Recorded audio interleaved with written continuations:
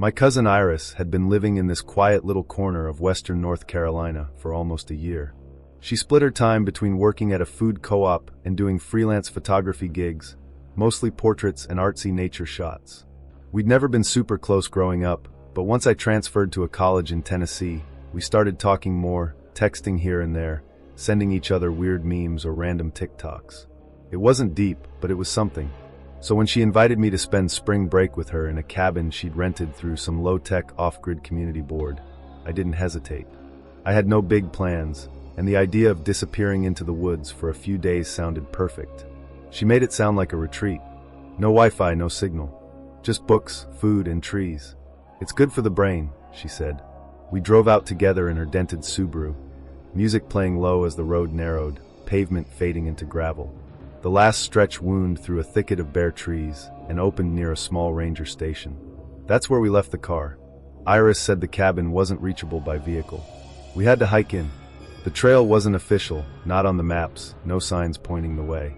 She'd found it on a hiker's forum and confirmed it on Google Earth. Right away it felt off. The trail was overgrown. Not just neglected, but like no one had walked it in years. Within 10 minutes, we climbed over 2 fallen trees and passed a trail sign that had been smashed in half, shoved face down in the mud. I asked if she was sure. She shrugged. It's fine. The cabin was really a shack. A square wooden box tucked into the side of a hill. 1 room. No insulation, a couple of solar lights, a small propane stove, the kind from a camper van, no plumbing, no reception, no sign anyone had used it recently. Iris seemed thrilled. It sat just above a dry creek bed, shallow and rocky like it hadn't seen water in years. Across from us, the ridge climbed into thick forest. Iris said there were cabins farther up, but we didn't see anyone all week. No hikers, no voices, just us. The first couple days were fine. Nice even. We made basic meals, soup, pasta, oatmeal, read from old paperbacks Iris had brought, played cards by lantern light. It was boring in the best way. At night we listened to the cabin creak. No cars, no city noise. Just quiet. I slept like a rock. Then on the 3rd morning we found something. A piece of paper nailed to the inside of the cabin door. Not taped. Nailed a long bent nail punched through the top. The page was yellowed brittle folded down the middle. We opened it carefully in uneven block letters. It read hike to the dry side. Follow the mossless path. No name, no signature, no date. I stared at it waiting for the joke. Iris snorted creepy as hell, but someone's just messing around. She folded it, slid it into the back of her notebook. I said, maybe we should hike down, report it. She rolled her eyes, probably just some trail guy being weird. Mountain people love spooky crap. That afternoon, she convinced me to check out a trail she'd found on an old online map labeled Dry Run. Just a dotted line on a topographic PDF she'd printed at home. No signs pointed to it. We bushwhacked through brush, crossed the dry creek, and found the start. I kept thinking about the note. About 20 minutes in, I noticed something strange. The trees. At first it was subtle. On the left, every trunk had a thick stripe of moss running up one side like painted green. On the right, every trunk was bare. Not just without moss, without bark. Smooth pale. Sanded. Wrong. I pointed it out. Iris brushed it off. Said it was sun exposure, maybe the slope, but after that neither of us talked much. The silence felt heavier, each step harder, like the air was water. We came to a fork. One side climbed toward the ridge, steep and tangled. The other dropped into a gully lined with rows of smooth, pale trees. Guess that's the mossless path, Iris said. No irony this time. I hesitated. She started walking. I followed. Almost immediately the air cooled. The ground felt spongy with damp leaves, though the air was dry. The trees loomed too tall, too still. Then we realized no sound, no wind, no birds, not even our footsteps. The forest had swallowed it all. Crouched ahead. There's tile here. I stepped closer. Beneath the leaves, white ceramic tile. Cracked, some scorched black. A few feet away, the outline of a foundation. Blackened boards, crumbling corners. The faint remains of a house. This was a house, Iris whispered. I nodded, but my head was heavy, my mouth dry, my arms tingled. I crouched lower and nearly fell. The ground pulled at me. Then I saw it. A small green coat, child-sized, faded, torn sleeve, broken zipper, half buried under what might have been the porch. I reached for it. Iris grabbed my wrist. "Don't," she said. Her hand shook. It shocked me when I tried. Then we heard it. 3 knocks. Not behind us. Not in the trees. From below. Deep. Slow. Slow. Hollow. Deliberate. I couldn't move. My body locked. My heart slammed, but nothing else worked. Iris said something, but I couldn't hear her. I tried to stand. The world tilted. Everything went black. When I woke, I was on the forest floor. Dirt in my mouth. My body slick with sweat. Iris was kneeling beside me, crying. She said I'd gone limp. No pulse. She'd screamed, started CPR, slapped me until I came back. I remembered none of it. We didn't speak on the way back. I could barely walk. My legs felt hollow. But as we moved farther from that place, the forest returned. Birds again. Pressure lifting. That night we packed. At 4 a.m, we hiked back to the car in silence. Right before we left, Iris ran back inside for her camera battery. When she came out, she was pale. She was holding the flyer. It had been repinned to the inside of the door. Same message. Same nail. We never told anyone. Not for a long time. Months later, in October, Iris sent me a podcast. Appalachian folklore. Stories of towns erased from maps. Cleared for dams. Burned out in mining disasters. Whole communities gone. One of them was called Mossdale. Burned in 1963. 12 families lost. Locals had tried everything to keep people away. Rerouted trails. False maps. Warnings nailed the doors. Warnings like, hike to the dry side, follow the mossless path, and whispered after that, don't stop. Don't turn around.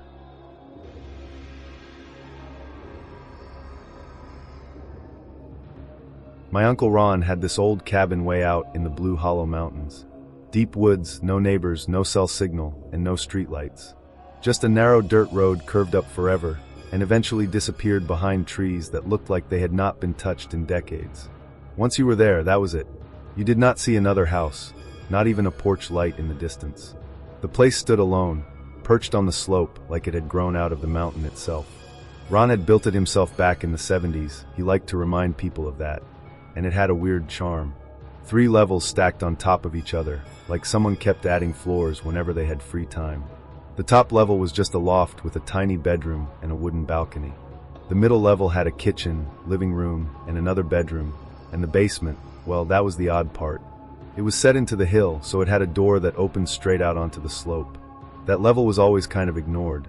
Ron used it to store tools, buckets of paint, spare planks of wood, his hunting gear, and the kind of junk that somehow multiplies when no one is watching. Nobody slept down there. Every summer I stayed there. It was like a family tradition, even if no one else seemed excited about it. I spent most of my days hiking through the trees. There were old stone walls half swallowed by moss, and sometimes I found the crumbled remains of a chimney, the last marker of some long-forgotten house.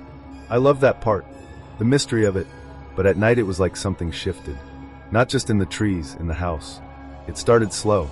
The first time I noticed anything weird, I was already in bed on the main floor. Everyone else had gone quiet, and I was lying there half asleep when I heard footsteps. Not outside, inside, slow ones, pacing, like someone walking in a circle right there in the bedroom. Not heavy boots, but soft steps. Steady, no pause, just this lazy loop, like someone thinking while they walked. I sat up, expecting to catch Ron wandering around. Nothing. The room was empty. It was not just the steps either. I started noticing other things. The water pump would come on randomly, and I would hear the kitchen sink running. The kind of sound that makes you think someone left the faucet on by mistake. I went to check, and it was dry. Then there were the toilet flushes. Once, twice, late at night, when no one else was even awake. Every time I told Ron, he just shrugged and said old plumbing did weird stuff. Or that maybe there were mice in the walls making more noise than I would expect. But the thing is, footsteps do not sound like mice. Toilets do not flush themselves. Then there was the loft. It had this little railing that let you look down into the living room. Kind of charming in daylight. Kind of creepy after sunset. A few times, lit at night, I glanced up and saw someone pacing up there. Not fast. Just that same slow measured movement I had heard in the bedroom. The weird thing was, it always looked like a woman. Not detailed, not crystal clear, but tall, long dress, dark outline, every single time. I sat there staring, trying to make it out. Then I worked up the nerve, went upstairs to check, and nothing. Just the empty loft, silent as ever.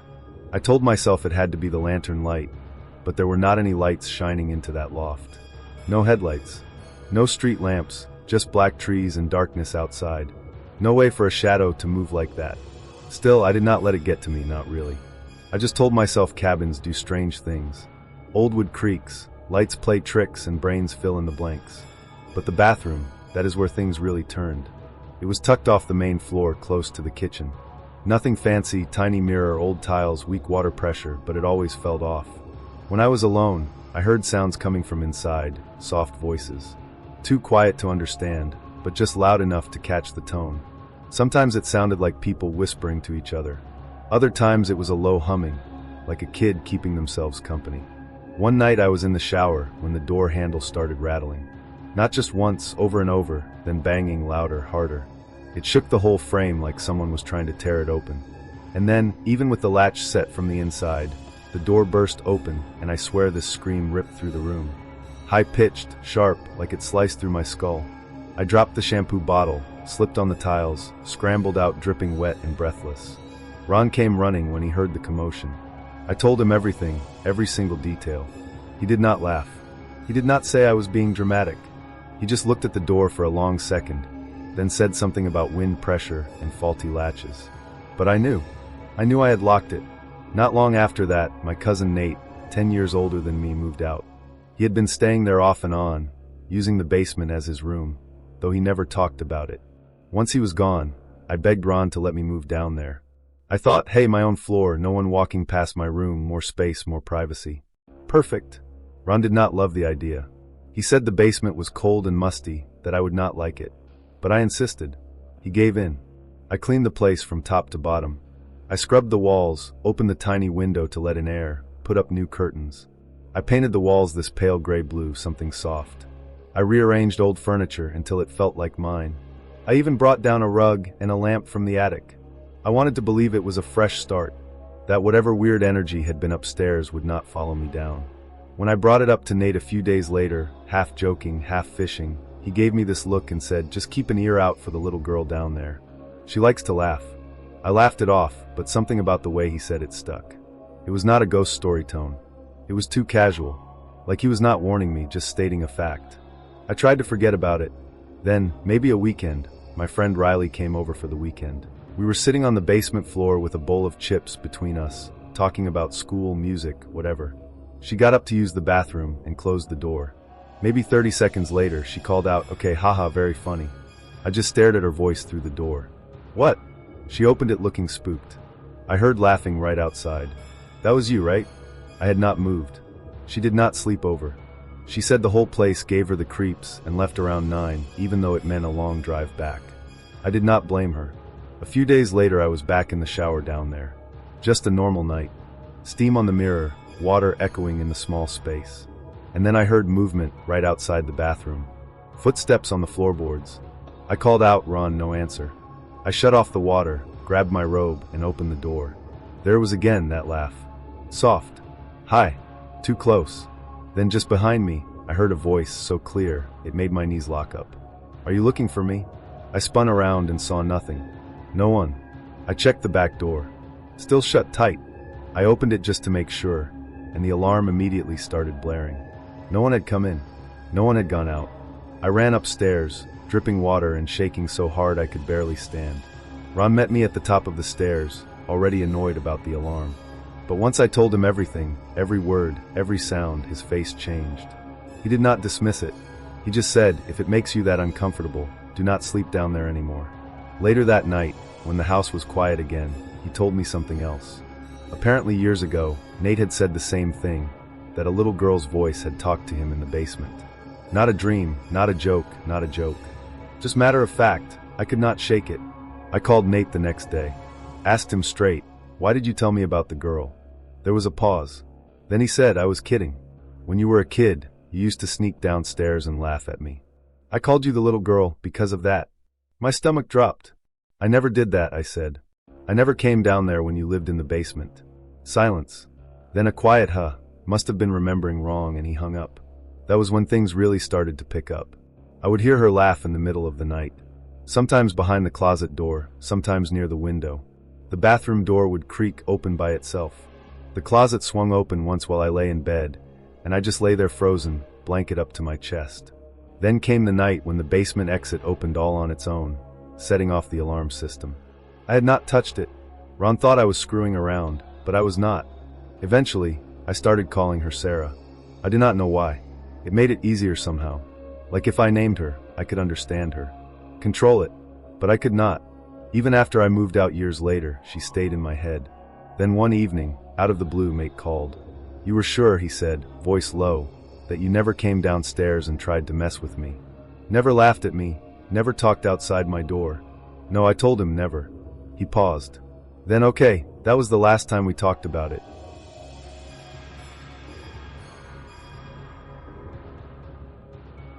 A few friends and I had planned a weekend trip to hike a stretch of the Appalachian Mountains. Not anything extreme, just enough to feel like we had actually gotten away. We weren't survivalists or expert outdoorsmen, just a group of friends who like getting out on the trails now and then. We packed light, just the essentials for 2 nights. A couple of tents, trail food, extra layers. The idea was to keep it simple, easy, like a reset button. The first day felt like what we signed up for.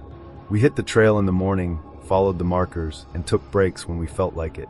The weather held, no signs of rain, and there were enough uphill stretches to make it feel like we had earned whatever meal we would pull together later.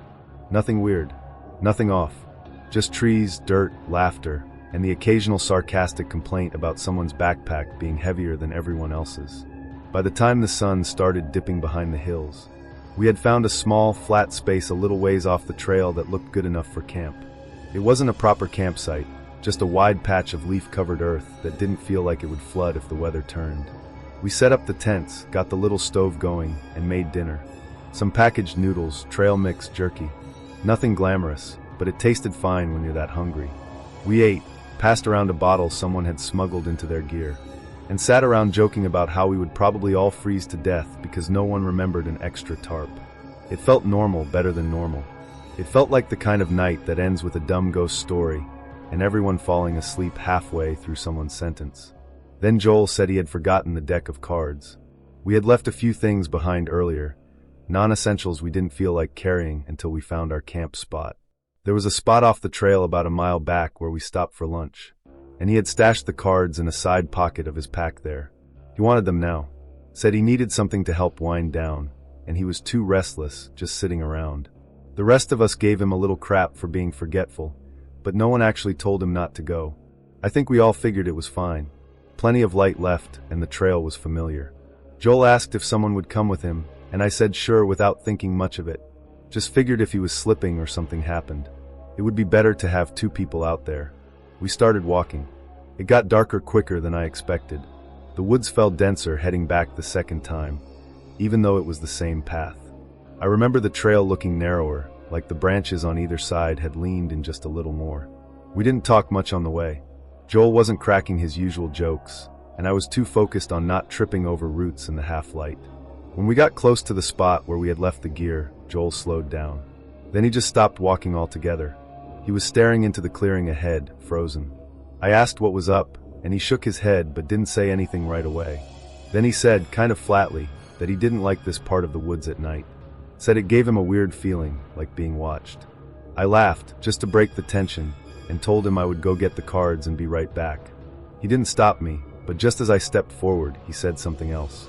"Don't go near the edge of the ridge," he said, real quiet. I turned and looked at him. "Why?" He hesitated. His face changed a little, like he was about to say something he had been holding in all day. "That's where she screams," he said. "The burning woman. I saw her last night." Just like that, not a joke. Not a punchline. His voice had dropped into this low-clipped whisper, and the way he said it made my stomach turn. He wouldn't look at me after that. I didn't ask anything else. I didn't want to know. I grabbed the cards and turned around without looking toward the ridge. We walked back in silence. By the time we reached camp, Joel had gone back to acting normal. We sat around the fire and played a few hands, and no one said a thing about what he had told me. I didn't bring it up. I didn't want the others thinking I was getting sucked into one of Joel's weird moods. But the whole time we played, I couldn't shake the image. Whatever he meant by the burning woman, I just kept my eyes down and waited until everyone was ready to sleep.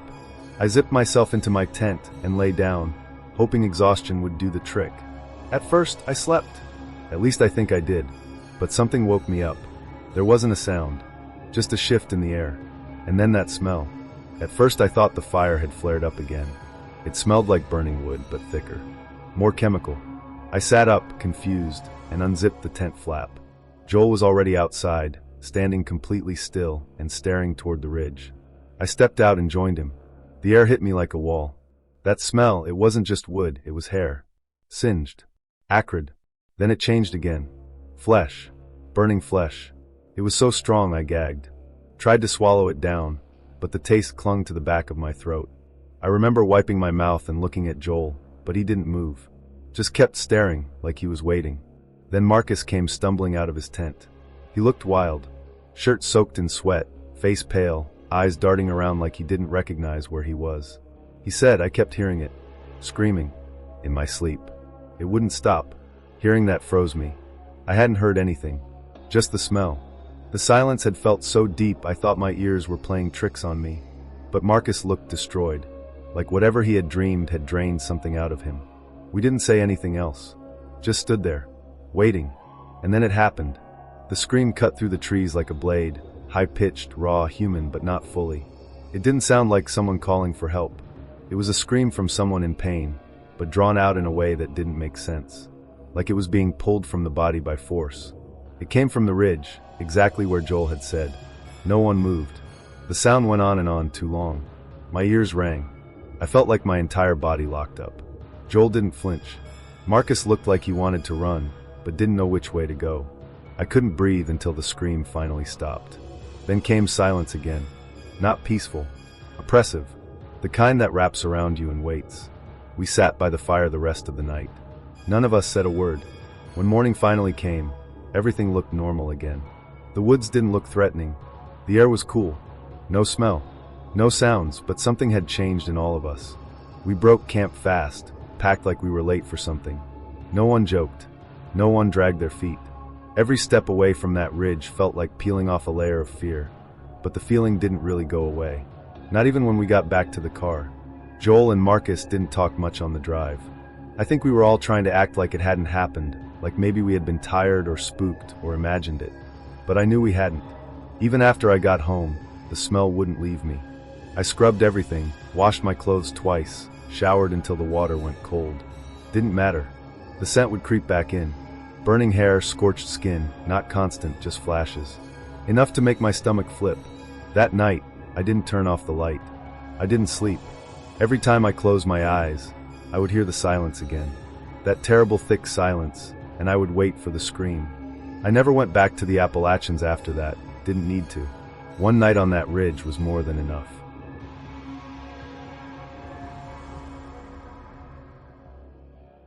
My cousin Caleb had this old cabin his family barely used anymore.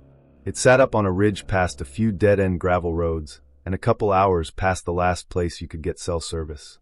He offered it to me for a long weekend, if I wanted to get out of town. He said it was a little rundown, but solid. He told me it had a stove, some bunks, a pump well, and 4 walls that still held. That was good enough for me. I asked 3 friends to come along. Jonah, Pete, and Mara. None of us had anything better going on, and we all liked the idea of being unplugged for a few days. It sounded simple. We'd hike, eat canned food, maybe do a little target practice, and then come back with stories about how bad we smelled. We loaded up Jonah's old truck with whatever we could fit. Blankets, a cooler, canned beans, jerky, some stale trail mix, and 2 rifles that hadn't seen daylight in years. No one really expected anything intense. If I'm being honest, we were mostly excited about sitting around the stove with a drink in hand, arguing about nothing. The cabin was just a bonus. The drive took most of the day. The last leg of it was especially rough, a winding gravel road that climbed forever through thick trees.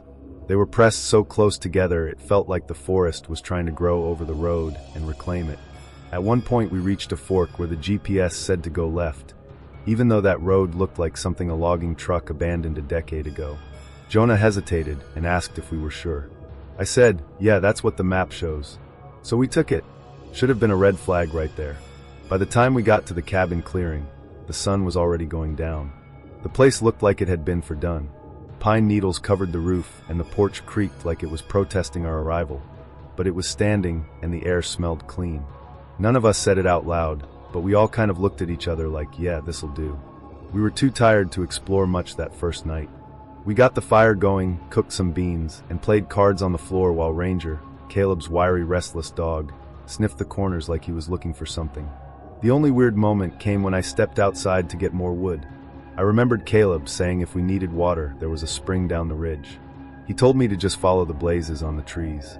I looked for them with my flashlight and spotted a few red slashes on trunks, but they didn't line up right. One pointed east, the next pointed back toward the cabin. Another one seemed to curve up a hill instead of down. I joked that some local kid must have had fun messing with them. Nobody laughed. Jonah just said, "Woods like these will spin you around if you're not careful." The rest of the night was quiet. Weirdly quiet. I remember sitting by the window after the fire burned low and realizing how completely still it was outside. No wind, no bugs, not even the crack of branches. Just silence. The next afternoon we decided to try shooting.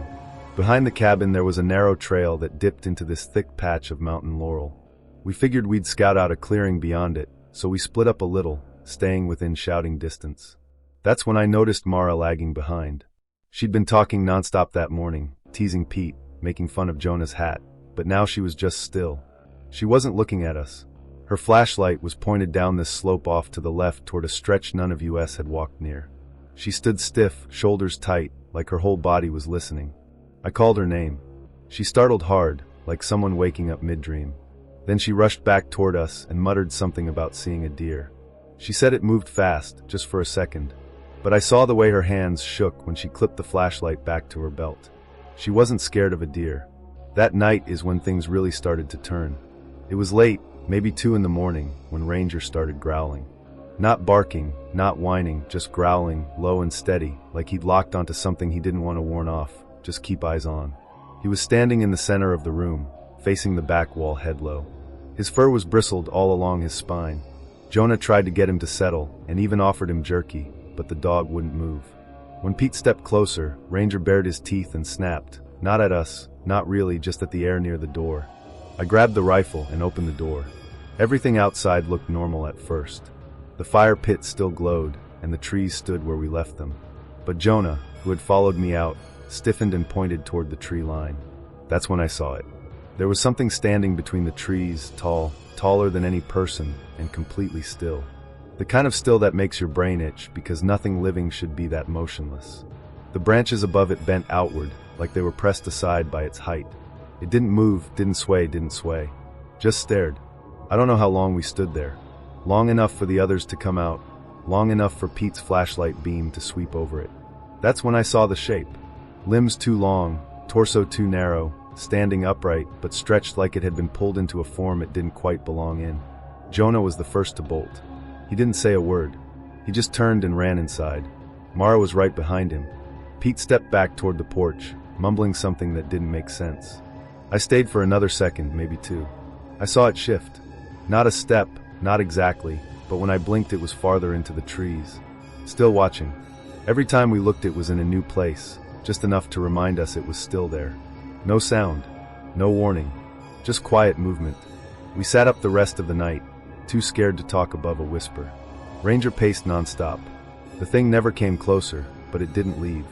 It stayed just far enough away to let us know it could wait. When it finally slipped behind the trees and didn't reappear, we didn't wait. We shoved everything we could into the truck, sleeping bags, cans, whatever was near the door, and left the rest. Jonah drove like the truck had teeth chasing it. The gravel spat up behind us, and I watched the trees. Then the scream came. It rose out of the ridge behind us, sharp, piercing. Started like a woman screaming and cracked halfway through like something tearing its own throat. Ranger howled. Mara covered her ears. Jonah floored the gas. We didn't stop until we hit pavement. We slept at a motel with the lights on, everyone fully dressed. None of us talked about what we saw. I didn't go near those mountains for a long time after that. Caleb said I could come back anytime. I said sure, maybe, and changed the subject. The thing is, it wasn't done with me. Months later, during a winter trip with a different group, I ended up back in that part of the state. Not near Caleb's place. We were staying near a ski trail outside a town called Elbridge. Just some light sledding, nothing serious. For most of the trip, it was normal. Just snow and hot drinks and cold fingers. On our second to last night, we were walking back to the car after dark. The fields around us were quiet, covered in fresh snow, and the hills looked smooth in the moonlight. Then I felt it again, that same pressure between my shoulders, like something had locked eyes on me and wasn't blinking. I didn't say anything. Then one of the guys walking next to me, leaned in and whispered. I think something just popped its head up over the hill. It ducked back down fast, like it wanted me to see it. He didn't know my story, hadn't heard about the cabin. But when I asked what it looked like, he just said, big, way too big. And wrong. I didn't see it myself this time, but I didn't need to. The feeling in my chest was the same as that night on the ridge. And I'm not going back.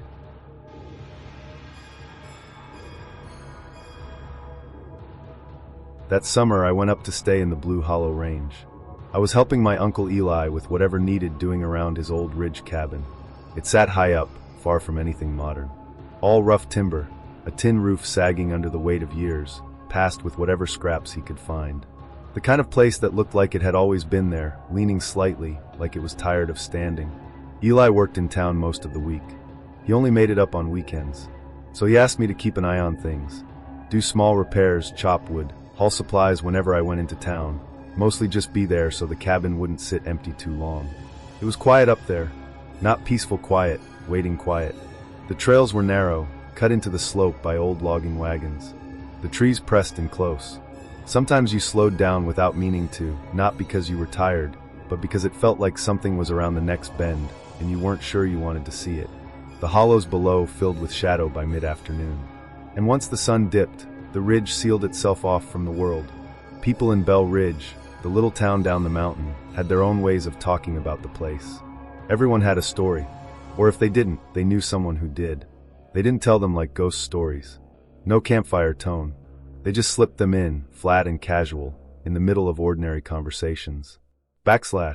Someone ringing up your canned chili and batteries might suddenly say, "Don't ever whistle after dark up there." Then go right back to counting your change. I heard that one a lot. About the whistling, old Harold lived in a rust-colored trailer at the base of the ridge. He told me the same thing. I had stopped by to drop off some mail that ended up in our box. He took the envelope, glanced at it, then fixed his eyes on me and said, "You don't whistle up there, not past sundown." I asked why. He didn't answer, just turned and shut the door. Slow, that was answer enough. The first few weeks were uneventful, peaceful even. I passed a section of the roof peeled back by storms, cleared out a hornet's nest from the woodshed, trimmed brush around the fire pit, cooked plain meals, went to bed early, rebattered paperbacks by lantern light. The porch became my favorite spot, screened in with rust-colored mesh sagging at the corners.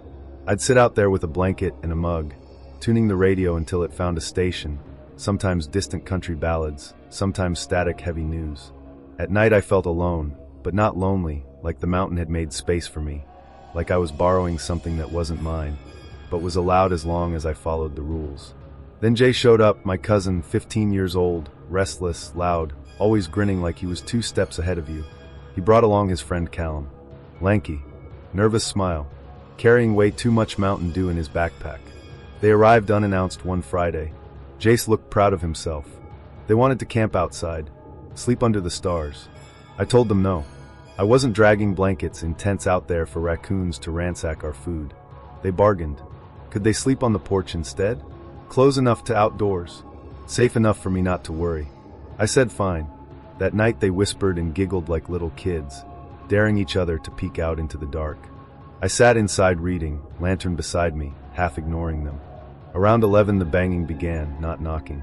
Banging, heavy fists slamming the door like someone wanted in. I shot up, nearly dropped the lantern, and yanked it open. They were there. Both of them pale, frozen, not laughing, not even breathing right. Jace's mouth opened, but no sound came. Callan stammered instead. He said something had walked past the porch, close enough that he saw the top of a bald head moving against the screen, gliding past. Steady. No turn. No flinch. I'd known Jace his whole life. He loved to mess with people, but the look in his eyes wasn't pretend. He looked hollow. I grabbed a flashlight and jacket and stepped onto the porch. Cold air hit me. The clearing around the cabin was small, 20 feet wide in every direction before the woods swallowed it. I swept the light from side to side. Nothing, just birch bark flashing pale. The boys pressed close behind me. Then we heard it. Leaves shifting, crunching, slow, steady like footsteps. Coming from down the slope near the old orchard, we followed, foolishly. The orchard was barely that anymore. Just a few twisted apple trees bent low with rotten fruit scattered on the ground. The smell was sharp, sweet and sour all at once. I swept the light again, movement, something pale sliding behind a trunk, too quick to see properly. Not a deer, not a raccoon. I told the boys to hang back, took one step forward. The air shifted, sudden, not a breeze, not weather, something sharper, heavier. My chest tightened. Behind me Jace gasped. I turned and saw him drop, clutching his chest. I pulled his hands back. 3 red streaks slashed across his skin, deep and raw. But his shirt wasn't torn. He shot up and bolted. Sprinting uphill into the dark toward the cabin, I froze. Callan stood beside me, rooted. Then came another sound. Bare feet, hitting the road past the orchard. Running fast, I chased it. I don't know why. My mind clung to the idea it could be a person. That was easier to accept. I reached the gravel road and swung the light. Empty. And then, without deciding to, I whistled. A tune from when I was a kid. Simple. A moment later it came back. The same tune. Faint. Perfect. Perfect. My mouth went dry. I tried again. A different pattern. This time the answer came quicker. Sharper. Too close. Callan tugged at my sleeve. His voice shook. Begging me to stop, I whistled a third time anyway. And then I heard it. A man's voice. Not far, not echoing. Right there, behind the trees. Calm. Steady. Hey boy, it said. Come here. We ran. Back through the orchard. Branches snapping against our faces. Callan stumbling behind me. We burst into the cabin and locked the door. I shoved a chair under the handle. Jace sat pale on the couch, pressing a rag to his chest, pretending to be tough, but barely holding it together. We stayed awake all night, didn't talk much, just listened. Now, and then something moved on the porch. Slow, almost like steps, but we didn't look. When morning came, the light felt wrong. Thin, reluctant. Jace's scratches were puffy, but not bleeding. We packed everything fast, loaded the truck, and drove off the mountain without speaking. Later, Jace brushed it off, said maybe it was a drifter, high or crazy, trying to scare us. Callan never said a word about it again, but me, I can't forget that whistle.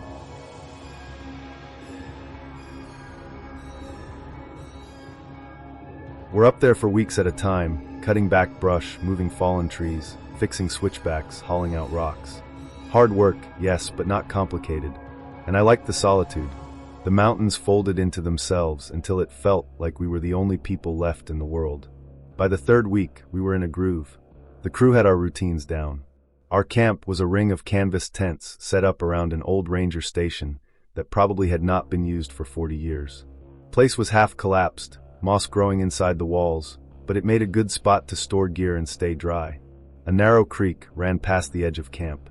It was fast and freezing cold, fed by springs farther up the slope. That morning, a local trail courier came through on foot with a message. A little settlement a few miles up the ridge, one of those off-grid communities that kept to themselves, was accusing us of sneaking into their yards at night and skinning their goats. Not just killing or stealing, they said, but slicing the hides clean off and leaving the bodies behind. Accusations like that were not unheard of in those parts. Livestock disappears and whoever is nearby gets blamed. But the weird part was what a hiker told the courier. He had seen people from the settlement hauling bundles down the mountain in the early morning. Whole families leaving with whatever they could carry, not visiting relatives, not anything routine, just walking away. Our foreman did not want trouble to escalate, so he picked 6 of us to go take a look. I was one of them. We packed up, grabbed radios, and headed out before the sun came up. The road we took was little more than a narrow winding trail that climbed sharply, switchback after switchback through thick forest. After nearly an hour of trudging uphill, we came out into a clearing where the settlement sat. It was not big, just over a dozen cabins behind a rough fence of sharpened logs. Everything looked still. No smoke from chimneys, no animals in the pens, no kids playing outside, just empty, like they had all vanished at once. Right as we crossed into the clearing, the radios on our belts started acting up. At first I thought it was just static, but it was heavier than the usual crackle, a low roar building up. Then the voices started. Not one voice, but dozens. They spoke at once, overlapping and layered, impossible to understand. There was no shouting, just constant murmuring that made my stomach twist. The noise filled my ears until I had to pull the headset off. The others did the same. One guy threw his radio in the dirt and stomped on it. The sound cut out as suddenly as it had come, and the silence that followed felt louder. We did not talk about it. We kept moving forward, maybe 20-30 yards from the gate, and the noise came back. Only this time we could pick out words, broken phrases, and strange rhythms. One guy said it sounded like Cherokee. Another swore it was Latin. To me, it had the cadence of Russian shortwave radio practice came to mind. None of it made sense. Whatever it was, it did not fit. We ditched the radios for good. When we reached the gate, we saw the blood. A long trail smeared through the dirt like something had been dragged. Inside the fence, near the center of the settlement, there was a dark pool on the ground, thick and dried, as if something had bled out there and no one had cleaned it up. Then the shooting started. 3 men burst from one of the cabins and opened fire with rifles. We hit the ground fast. Splinters flew off the logs beside me. My heart hammered so hard I thought it might burst. I ducked behind a collapsed chimney, trying to catch my breath. One of the shooters came around the corner. He raised his gun. I did not think. I pulled the trigger. Again and again. He staggered back, fell to his knees, then collapsed, choking. His blood spread fast across the dirt. I did not move. I could not. I stared at him, my hands shaking, listening to the wet rattle in his throat until it stopped. Reinforcements from the ranger station showed up minutes later. The rest of the attackers were taken down quickly. 8 dead, 2 barely alive and bleeding out. None of us from the crew had been hit. Later that day, a couple of neighboring families came with 4 women from the settlement. They had been hiding in a hollow all night and refused to come back until we swore it was safe.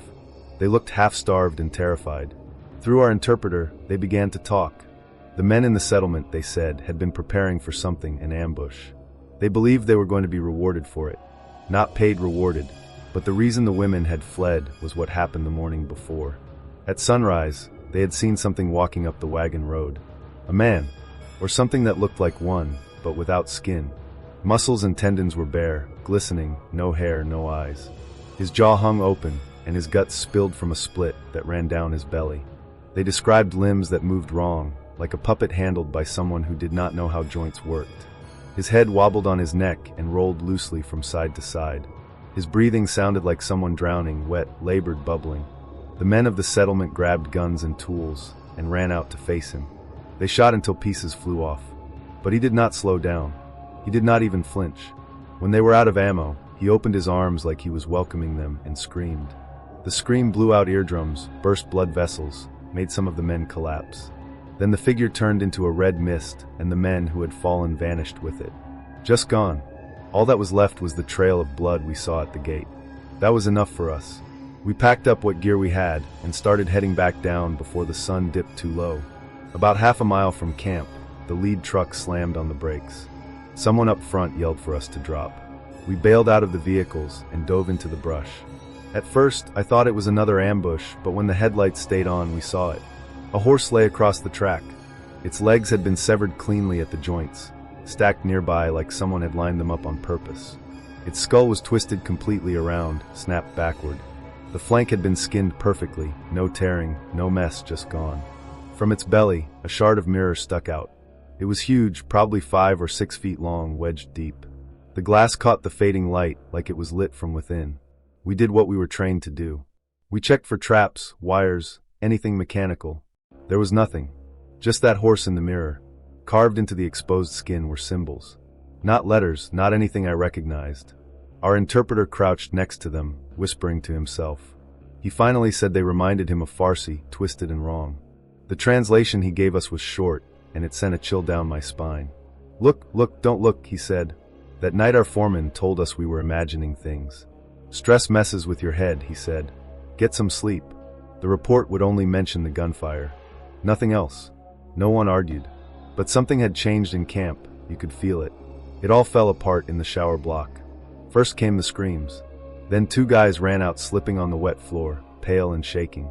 They said their reflections had no skin, just raw muscle and exposed bone. We thought they were joking, until more people started seeing it. I did not want to believe it. I tried to ignore it. But the next morning I stood in front of the mirror, razor in hand, and saw him. Just a flicker at first, then he was there, the man without skin, standing behind me in the glass, swaying gently, his head tilted at an unnatural angle, staring. I did not turn around. I backed away, hands trembling. There was nothing behind me, but in the mirror he was still there. That was years ago.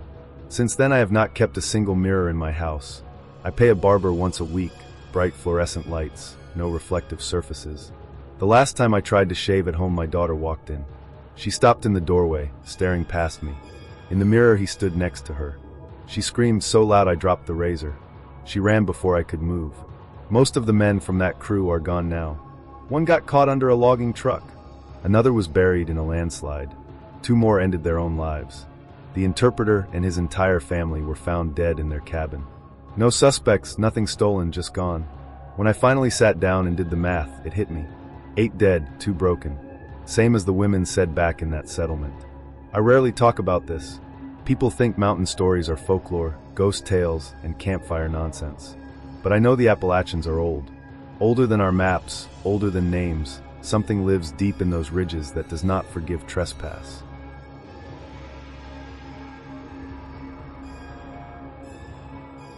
I was 17 when I started helping my uncle manage a few old cabins he owned outside Mercer Ridge, Virginia, along a stretch of sloping forest that felt a few decades behind the rest of the world. He always called it a side gig, but honestly, it was more like a long-term excuse not to sell off the land. The cabins had been in our family for generations, built back when people just cleared a spot and raised a roof. Some of them had no power.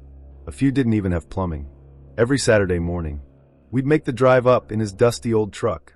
He'd toss a thermos of black coffee in the cup holder, wedge a cigarette behind his ear like it was part of his skull, and I'd sit beside him with my boots laced, ready for whatever job needed doing.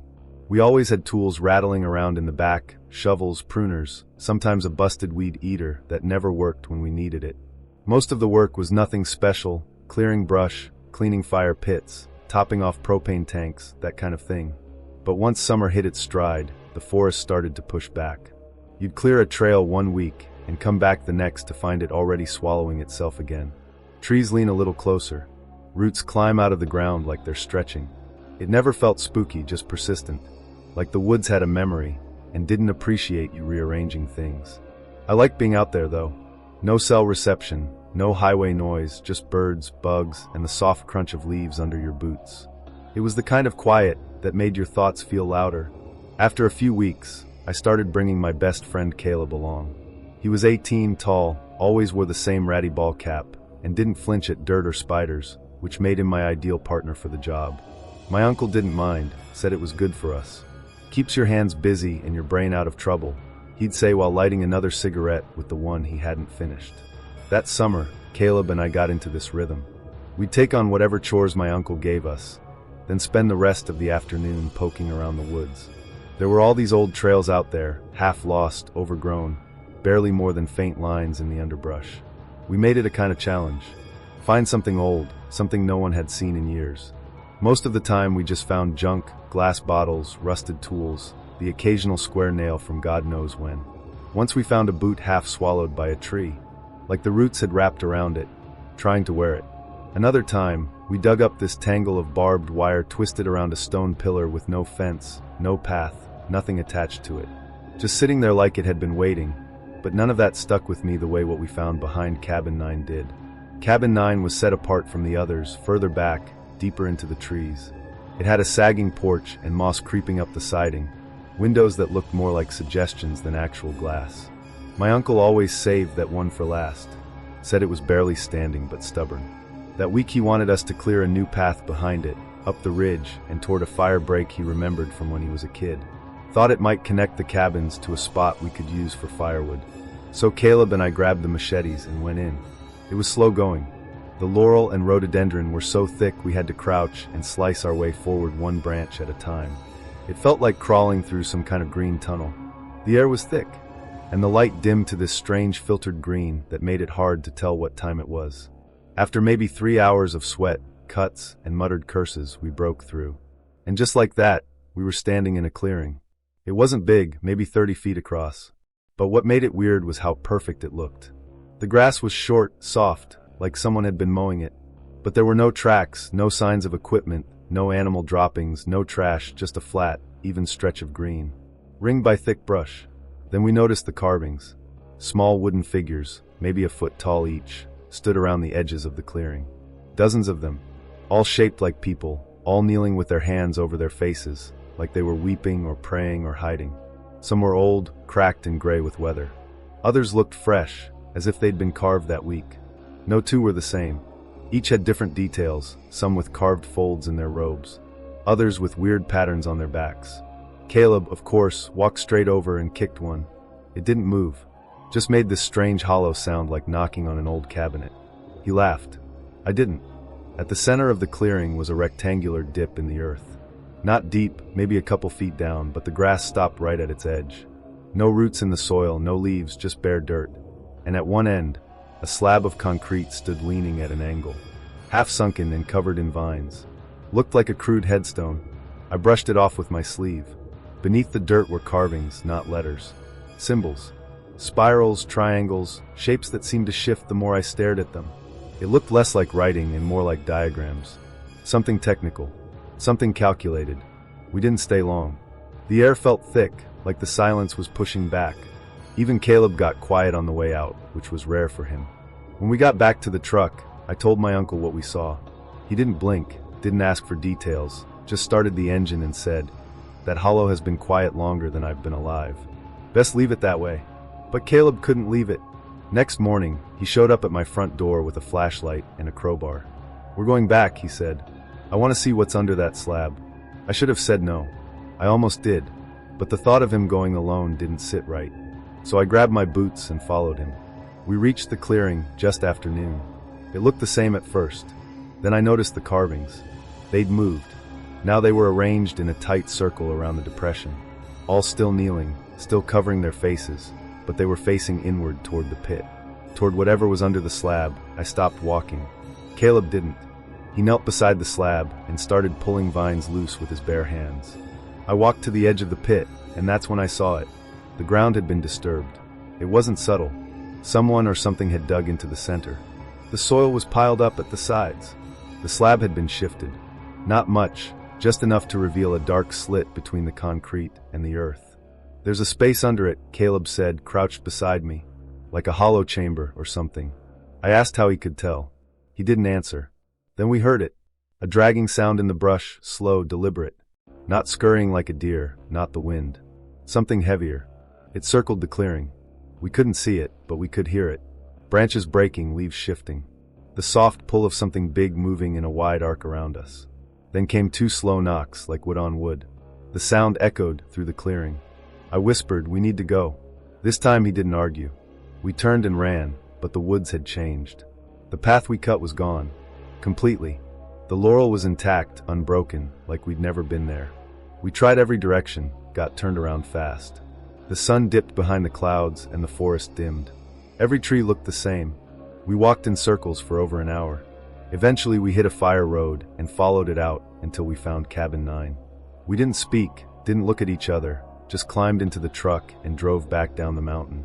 My uncle didn't ask a thing. After that, we never worked that ridge again.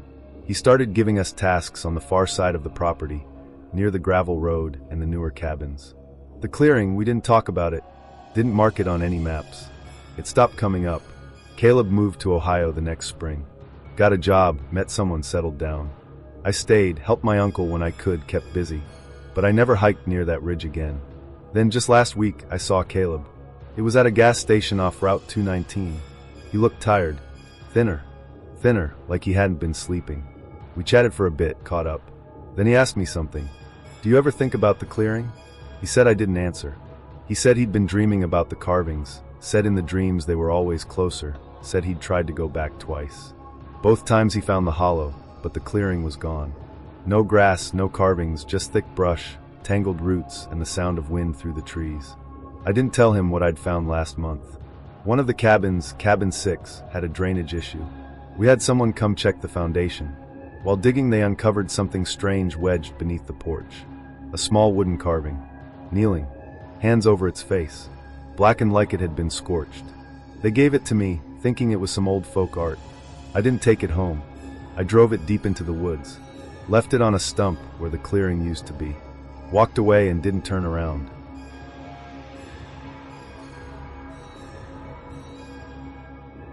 A few days in the mountains, away from everything, maybe help them out with some of the renovations. It sounded peaceful, at least in theory. The place was massive. It was one of those early 20th century homes with too many rooms, weird stair landings, and windows taller than you would expect. It sat kind of sunken into the land, surrounded by woods on all sides except the front, where a narrow gravel driveway snaked out toward the road. Well, road might be generous. It was more like a logging path someone had paved halfway, then given up on. You could drive 20 minutes in either direction without seeing another house. The nearest gas station was just under an hour away, and it closed at 7. Liv's parents had just gotten the keys a couple months earlier and were living there full-time while fixing it up. Her brothers, Devin and Harris, were older than us, early 20s, strong, always bickering but tight with each other. They had been coming up on weekends to help with the heavier work. They had torn out most of the upstairs floors already, which meant only a few rooms were usable and none of the upstairs ones were available to guests. That left me and Liv on the main floor. She pulled out the sleeper couch for me in the big living room. She dragged in a cot from one of the empty rooms to sleep next to me. It was actually kind of sweet of her not wanting me to feel like I was alone out there in the middle of that big echoey room with windows on 3 sides. The room was mostly cleared out, save for a few folding chairs, some unpacked boxes, and a giant floor lamp with a broken switch. I remember lying on the pull-up mattress and realizing I could see straight out into the woods, just endless dark past the window panes. But that first night was fine, genuinely fine. We stayed up late, just talking about dumb things mostly. Stuff from high school, how weird her dad was getting about the rental plans. Whether the giant metal tub in the basement was original or a death trap. Eventually we passed out, and I did not even remember falling asleep. I just woke up to the smell of coffee and bacon, like something out of a movie. The second night, that is the one that sticks with me. It was not a sound that woke me. That is the part one still cannot explain. There was no bang, no creak, no whisper of footsteps. It was just this sudden jolt, like my body kicked itself awake without checking with me first. I blinked, confused, my brain still foggy, and that is when I saw him. There was a man at the window. At first it did not compute. You know how your brain tries to rewrite things to make sense. I thought maybe it was a reflection, a weird shadow, maybe someone from inside standing in front of the window. But no, he was outside. He was standing right up against the glass, hands pressed flat against it, fingers splayed out wide like he was trying to shield his eyes from the reflection. His head was tilted slightly, slowly moving side to side like he was scanning the room. His silhouette filled the window perfectly, just black against the faint glow of the porch light. And the worst part, he was inches away from Liv. She was asleep, curled up on her side, facing that window, completely unaware that this man, this shape, was just standing there watching. I could not move. It was like my entire body had been vacuum sealed into the mattress. I was trying to breathe silently, which made everything louder somehow. The only detail I could really make out was the outline of him. No features, no color, just the unmistakable shape of a person who had absolutely no reason to be there. Then I felt at the moment he turned his attention to me. It was not visual. I did not see his eyes or anything, but I knew. Every part of me knew he had turned toward me even if nothing moved. My skin started to crawl. You know when your body warns you something is wrong before your mind catches up. That, and then he vanished. Just gone. Not like he walked away, not like he ducked or backed up. He just was not there anymore. I barely had time to process the relief when something caught my eye off to the left. One of the side windows. Movement. Same man. Same posture. Still watching. Still searching. He was circling the house. My brain was screaming at me to do something. I slid off the mattress as quietly as I could and crouched low behind the wide doorway that led into the hall. My knees felt like they might give out. I could barely keep my balance. And then he was back. Right there at that window now, head snapping toward the doorway where I was hiding. This time it was not vague. He saw me. His head turned so fast it could not be anything else. He knew exactly where I was. I did not think. I just ran. Up the stairs. 2 at a time. I nearly slipped, grabbed the railing with both hands, and crashed into Liv's parents' door so hard it swung open before I could even knock. "Someone's outside," I blurted. "He's at the window." He was watching us. Her dad did not hesitate for a second. He jumped out of bed, grabbed the thick walking stick he kept by the dresser, and was already halfway to the stairs by the time Devin and Harris appeared. One was holding a hammer, the other with a crowbar. I barely had time to explain again before they flew down the stairs, and burst out the front door. Liv stumbled in behind me, rubbing her eyes, confused. Her mom was trying to calm me down, but her voice was tight, shaky. She kept glancing toward the windows too, like she did not want to admit she believed me, but she did. We stood there waiting, silent, blizening. When they came back, they said the yard was empty. They had checked all the way around the house. Even the shed and the driveway, nothing. No broken twigs, no tracks in the gravel, no sign anyone had ever been there. Her mom tried to brush it off. Could have been a hunter, she said, trying to sound casual. Maybe he was lost, looking for help. But her voice cracked a little, and no one laughed. Nobody really slept that night. We turned off the lights, but nobody wanted to be the first to close their eyes. Even the smallest sound made someone sit up. By morning, the whole house felt heavy with exhaustion. Her dad downplayed it, of course. If someone really wanted to break in, he said over coffee, they would have tried. But none of us believed that made it better. That whole day we stayed close to the house. Even Devin and Harris, who normally could not wait to get out and climb rocks or mess around in the woods, just hung around the porch, pretending to fix a railing that was not broken. The morning I was supposed to leave, I dragged my feet packing.